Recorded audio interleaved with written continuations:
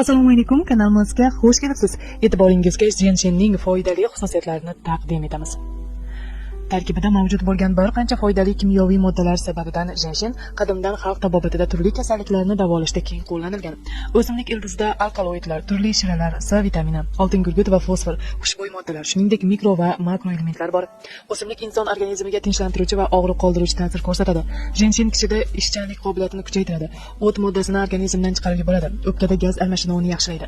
Jenshenning shifobaxsh ta'siri natijasida kishida arterial qon bosimi me'yoriga keladi. Endokrin tizimi ish faoliyati kuchayadi. Qon tarkibida qand moddasi miqdori pasayadi. Jenshen asabiylashish, siqilish va tashvishlanish holatlarida tinchlantiruvchi ta'sir ko'rsatadi. O'simlikni aqliy va jismoniy zo'riqishlarda iste'mol qilinadi.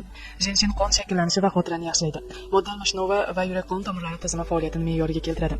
Jenshen ko'rish qobiliyatini yaxshilovchi, jarohatlar bitishiga yordam beruvchi, og'riqni qoldiruvchi, asab tizimini tinchlantiruvchi o'simlikdir. Jenshen organizmning erta qartayishiga yo'l bermaydi. Bunda organizmga boshqa salbiy ta'sir ko'rsatmaydi. Bu o'simlik immunitetni kuchaytiradi. Tanadagi ortiqcha yog'larning erishiga yordam beradi. Xalq tabobatida jenshen damlama, qaynatma, malham, choy sifatida va quruqligini yanchib iste'mol qilinadi. Xulosa qilib shuni aytish mumkinki, jenshendan tayyorlangan turli dorilar quyidagi kasalliklarni davolashda qo'llaniladi.